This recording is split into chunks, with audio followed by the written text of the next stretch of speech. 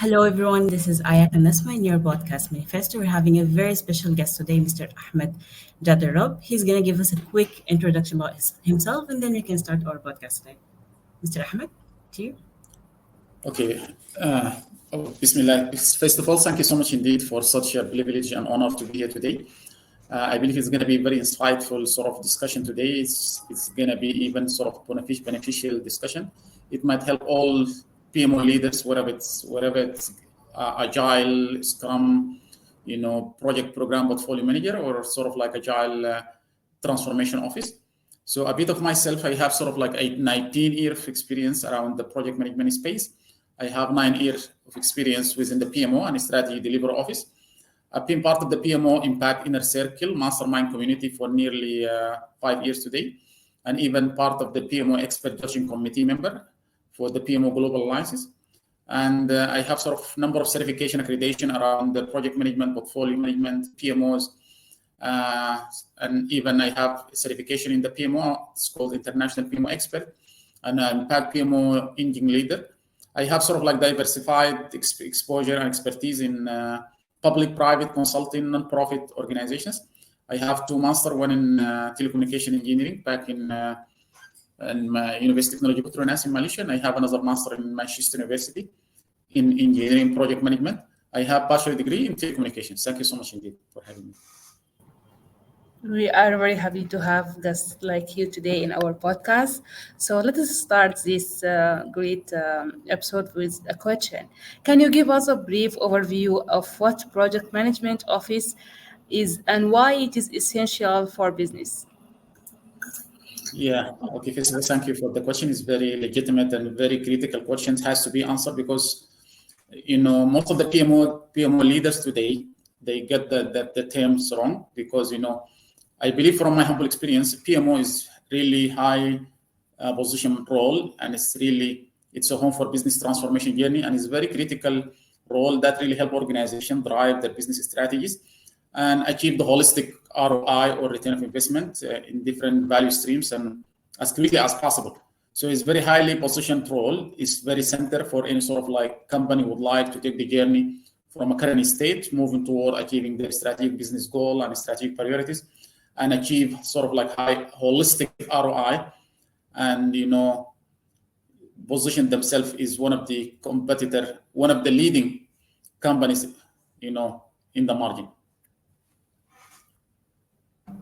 What a great answer. I think this is a good start to BMO. When I think of BMO, I think of project management office, portfolio and programs, right? In all of enterprise level and project level.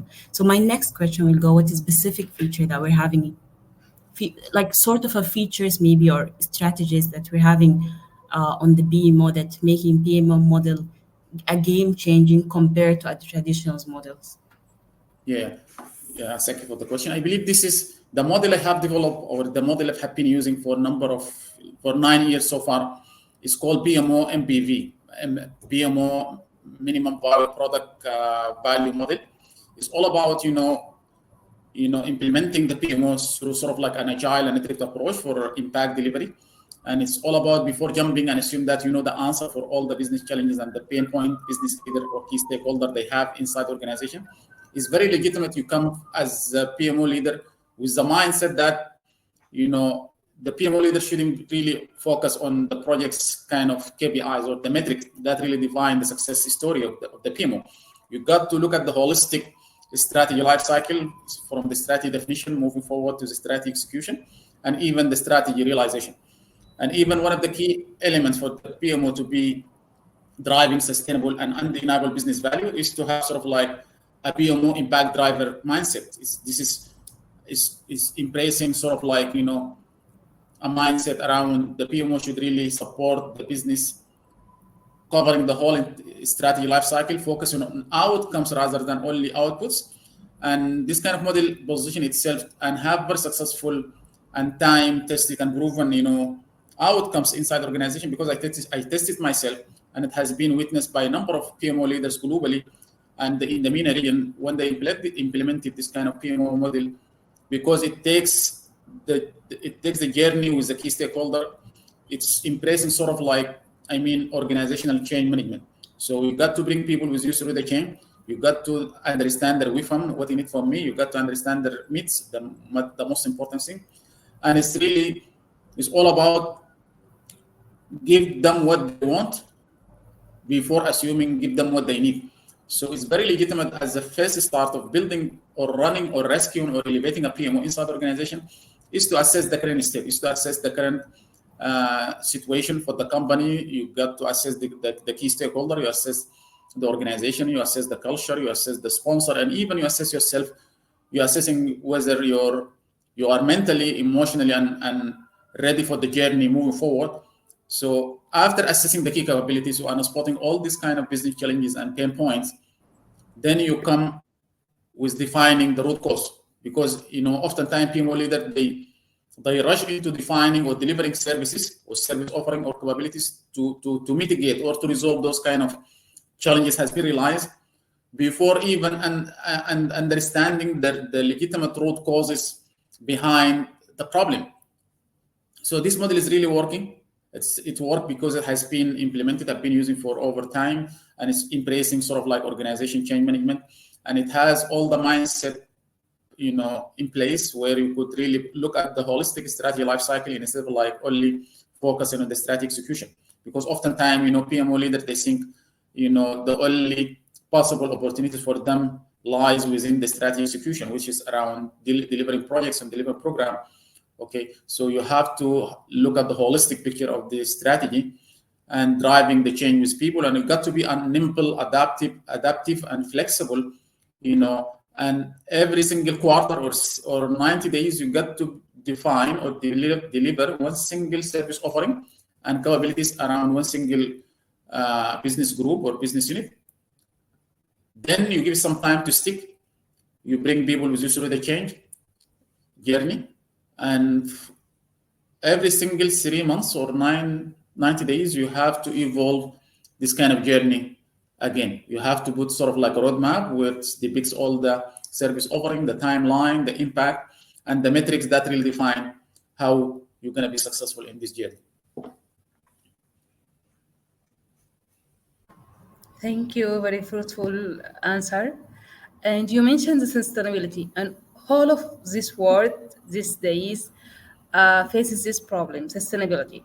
So, how does the new PMO model drive the sustainable business value? And yeah, can you give us some examples for that? Yeah, sure. Yeah, I believe the reason why I call it a sustainable or kind of undeniable business engine. In general, if I give you a bit of a definition for the project management is simply the process we use to drive a business value, while the PMO is the impact engine that drives the company moving forward, achieve their biggest goal and ambition. So the reason why I call it sustainable, it lies back through using the step-by-step kind of model I often use inside organizations, which is initially you got to embrace impact driver mindset, which is looking at the holistic strategy life cycle and looking for any sort of like potential risk or roadblocks down the road, and assessing the current situation of the company to spot the pain point, the business challenges, the needs for the PMO. Then when you start defining the solution or the service offering that really address or helping the companies resolve those kind of business challenges, we define the direction, we understand the root causes of the problem. So before putting on band-aids to the symptoms of the problem, we dig deep down through putting root cause analysis in place, which is really help us to navigate through the real problem of those business challenges and pain point. So when you put the right solution to the right pain point, to the right root cause of the problem rather than the symptoms, I believe eventually this solution would stick. So that's why I'm calling it sustainable business value. Because you eventually you really address the right solution to the right problem, and only addressing the problem that has been addressed by the key stakeholder. Oftentimes the PMO leaders, and this is one of the key or one of the wrong practices, I can argue. PMO leader jump in a PMO role for building a PMO office or running a PMO office or rescuing a PMO office. They start by delivering or defining the service offering, okay, or defining solution before understanding the real problem, the real business challenges or pain point. So it's very imperative to understand the PMO business value. You got to understand the root causes of the problem so that you address the real problem of that you so that eventually you're gonna resolve the root cause of the problem, not the symptoms. I second that. I totally agree. Just and as an example to make it a bit realistic, if you go to a doctor and you start telling your problem and then he's starting writing the medication before actually listening to your problem, it's the same when you're a BMO come up with solution without knowing the root cause, right? Yeah, that's correct. That's Oh, correct. You hit the nail on the yeah. head. Yeah, sometimes, as you said, because even if I'm quite sure about this is the right medicine for me, I cannot take it unless I had developed the right trust in the medicine itself. I'm quite certain that eventually this kind of medication I will take or this prescription has been prescribed by the doctor, it would really heal me, it would really help me feel better. So that's why when we address the root cause for the problem, the key stakeholder or the impacted groups by the PMO, okay, they became certain you're addressing for them the right solution for the right problems. And this is very critical for the initial engagement of the key stakeholder, because even PMO, to be more successful, you have to build sort of like a positive relationship with the key stakeholder. So building relationship, partner with them is very key and is very legitimate for driving very successful business transformation journey inside the organization. That was really insightful. That will take me to my next question of if I'm a company X and I want to implement the BMO model to a success, like what the steps that I should undertake to say that, oh, this is a BMO model is successful. Yeah, this is very good question, by the way. So the right step you got to you have to go through this kind of model is initially, as I told you, you have to look at the holistic strategy life cycle, which is strategy definition and strategy execution and strategy realization. Okay. Oftentimes, PMO leaders, look only at the possible opportunities for impact delivery within the execution phase. They start building tools and templates and processes and coaching the project manager and bring army of project managers to execute on those kind of projects. So I could argue that they have delivered the strategy in the execution phase without any background. What is the strategy all about? So I could argue they have given the strategy. So the right place for the PMO to bring a very tangible, sustainable, and undeniable business value, you have to look at the strategy definition phase. Okay. So moving forward after the execution, you have to look at the strategy, realization, because most of the time, the major problems and the major business challenges and pain point are experienced within strategy definition and strategy realization. I give you one example. So in strategy definition, one of the key challenges we come across is the project taking too long, it's costing too much. There is no everything number one priority because there is no sort of like a proper prioritization, process in place. And so number one step, if you have to look at the mindset of looking at the holistic strategy life cycle, look for any potential roadblocks could possibly stopping you from driving a tangible business value. Then you have to assess the current situation. You have to assess, you've got to understand the value proposition for the PMO, why the PMO is standing at the first place. You've got to look at you have to assess your sponsor, okay, who would be the champion, who would be supporting you, who would be funding, who will giving you any sort of like support. And even you have to assess yourself, okay, your readiness for the journey. You have to assess your team. If you don't have team, if you are a team of one, it's okay. So, but you have to assess the current situation. After assessing the key stakeholder, even assessing the strategy delivery function within the company, after that, you go for the third step. So if I put it in steps, step one is the mindset. The second step is assessment. The third step is defining the service offering. Okay. So to define the right service offering, you have to undertake sort of like, root cause analysis. You got to analyze the root causes the root causes of the problem, rather than defining solution later for only symptoms. Okay, then you define sort of like governance model, how you're gonna govern and how to make sure that this kind of role has been put together, what sort of like role and responsibility would be behind this kind of effort or this journey moving forward. And even you have to define sort of like portfolio management model, how initiative would be aligned to the corporate business objective, and even how to define sort of like a metrics or impact metrics that really, you know, speak the success story of the PMO. And then you got to go for planning. So the step number 4, you have to plan. You have to go sort of like a business plan. And also one of the key or one of the biggest mistake often PMO leaders do is developing a project charter for projects. So project is temporary and over. When the project is over, the PMO is over. But the PMO is very sustainable business value. It's very sustainable business unit, I mean. So you got to start with developing a business case and a business plan.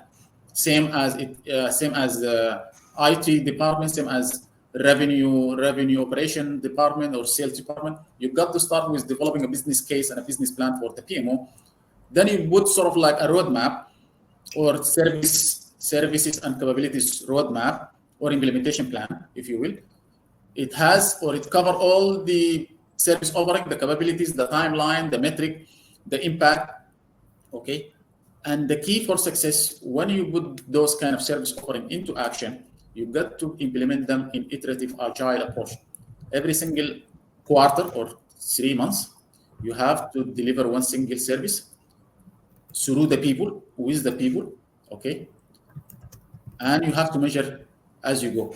Give the change time to stick. When you put this kind of service offering into implementation, you have to make sure it has been implemented, it has been adopted, and you have to give the change time to stick. So what is working, we'll keep it and repeat it. What is not working, you can stop it and delete it. So after you put this kind of roadmap and you go through planning for the PMO, then you deliver sustainable business value. You start with possible service offering that really help you to drive tangible business value. For instance, you could put sort of like with reference to those kind of challenges has been addressed. You could put sort of services around the strategy management, portfolio management, sort of like you put sort of portfolio governance and oversight that govern or govern the entire strategy initiatives. Then you have to go for a step for sustaining and reinforcing the change. How to make the change stick. Okay.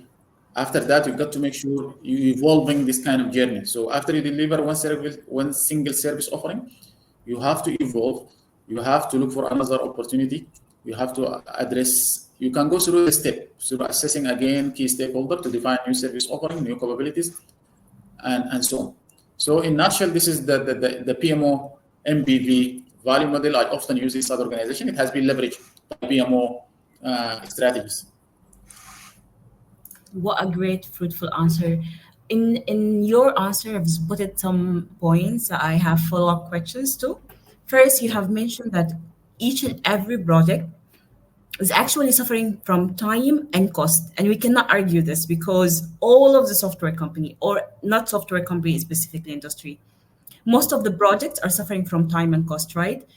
Like thinking of adding a BMO to make sure that those processes actually help us rather than just stopping us from doing the actual job, how we convince those people, this is just a mindset.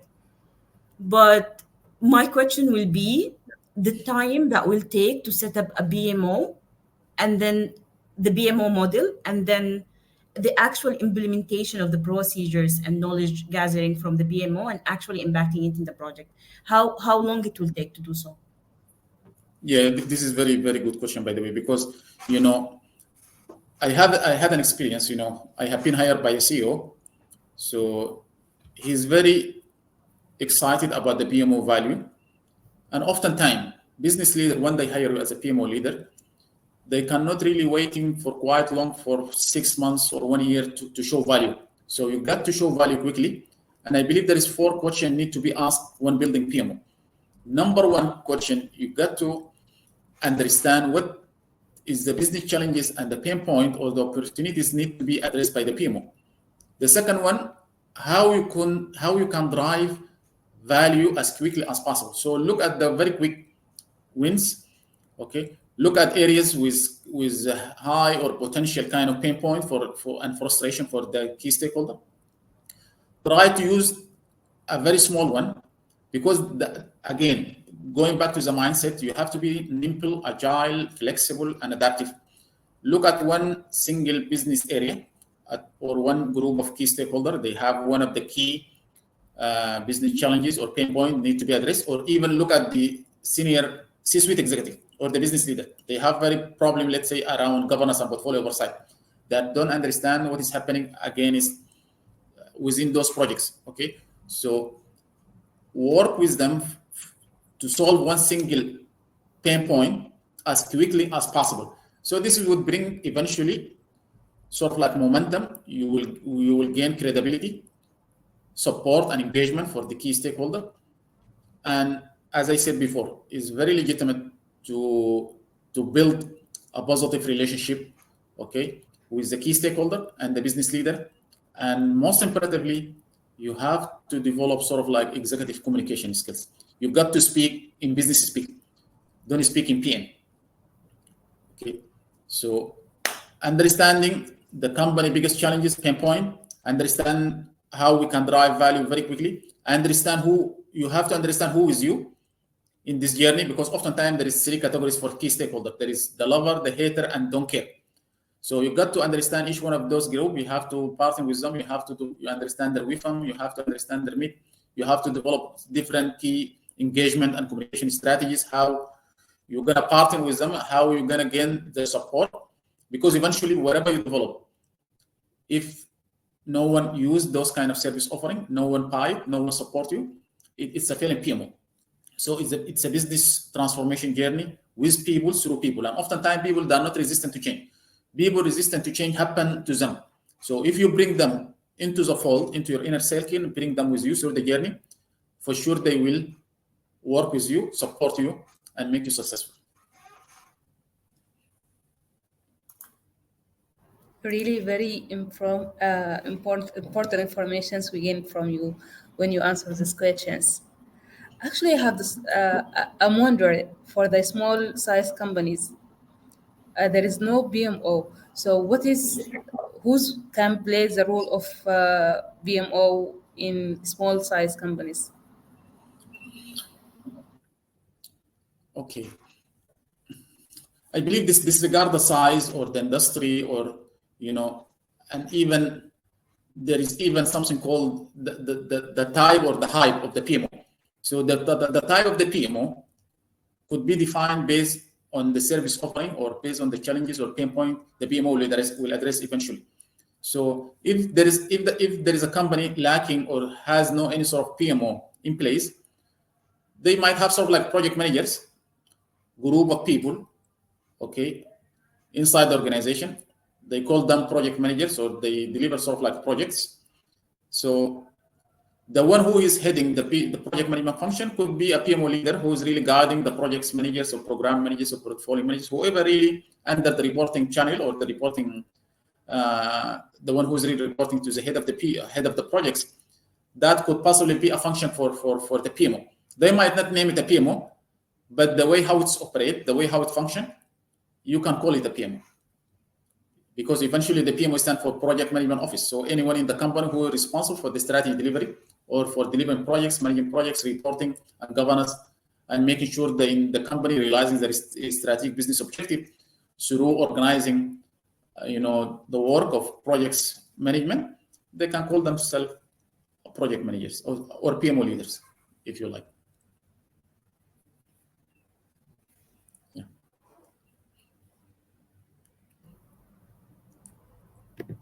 Awesome. I think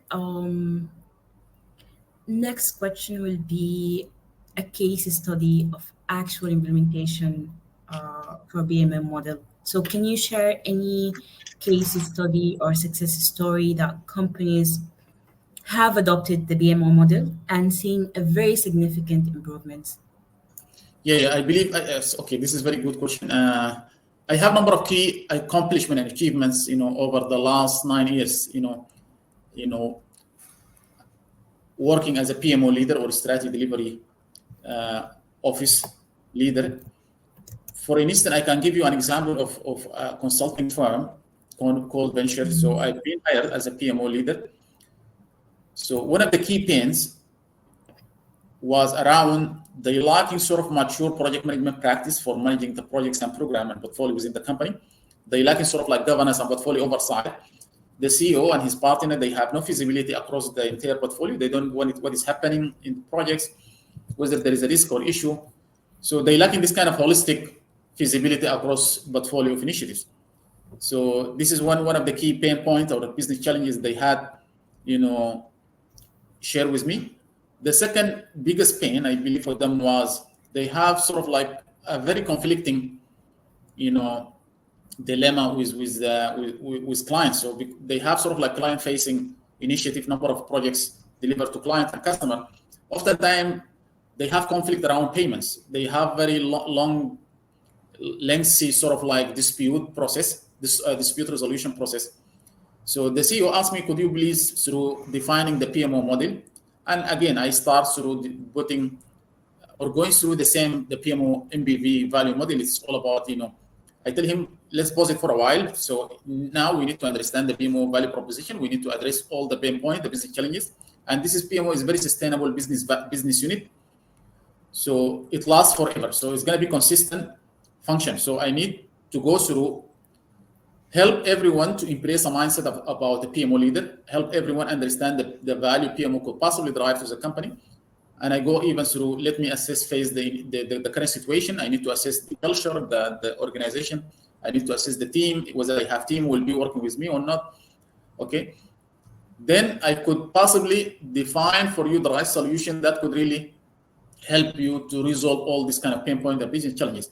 So eventually I drive for him after I come across one of the key challenges they have, which is portfolio governance and oversight. The second one about putting sort of like escalation mechanism or protocol that help them to mitigate risk and issues.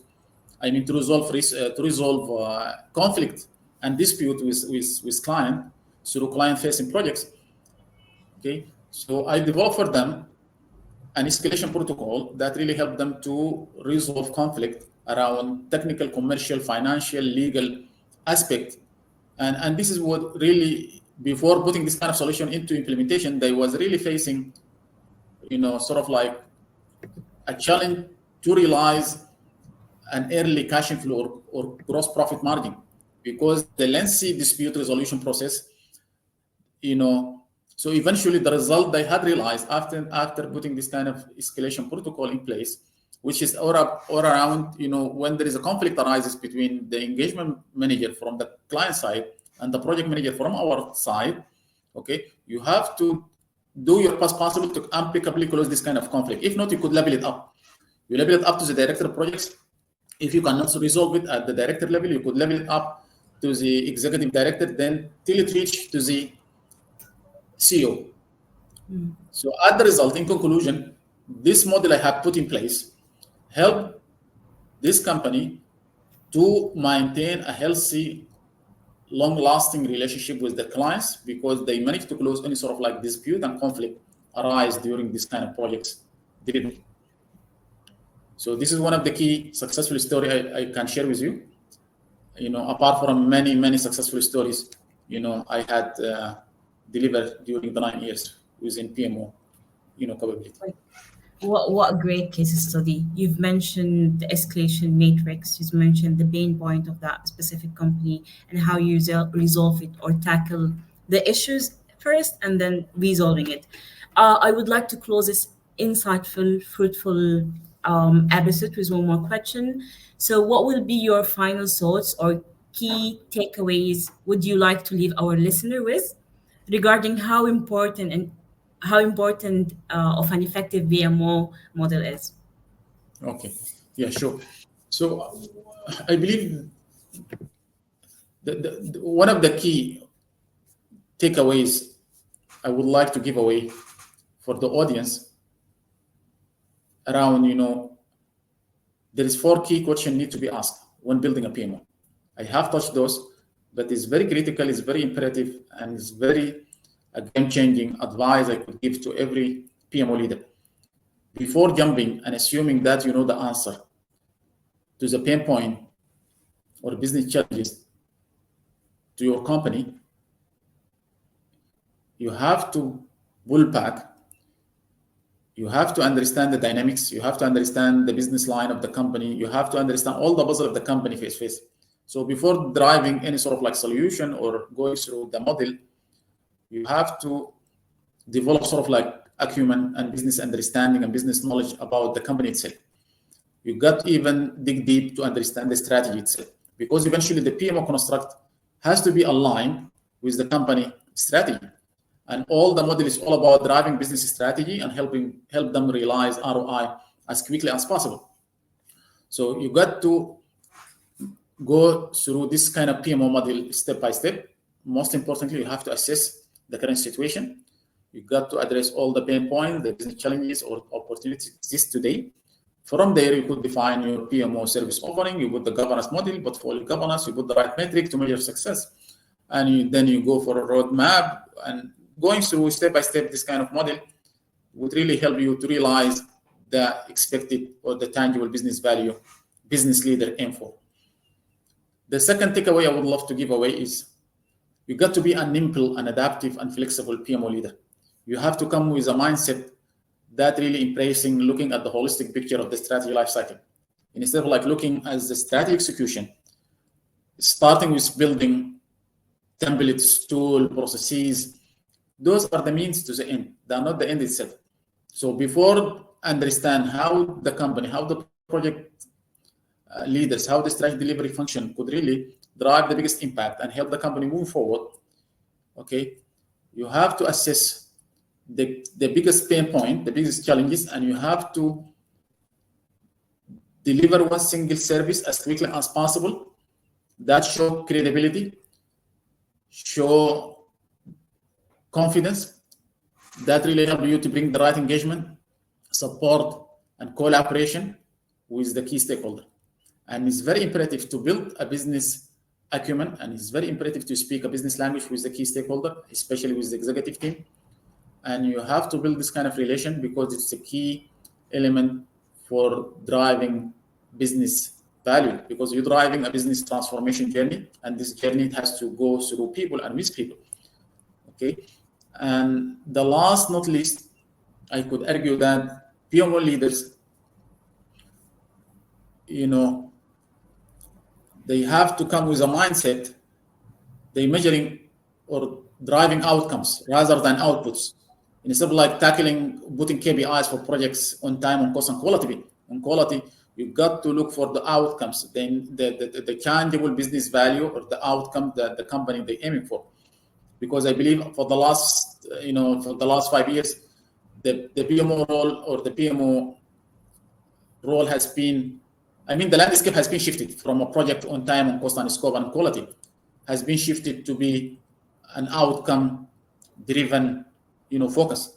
So you got to put the right metric for outcomes rather than outputs.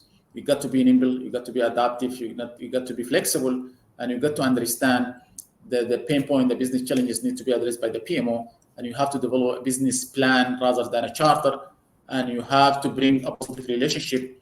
You got to understand the lover, the hater, and don't care kind of stakeholder group, okay? And you have to build a positive relationship, because those will,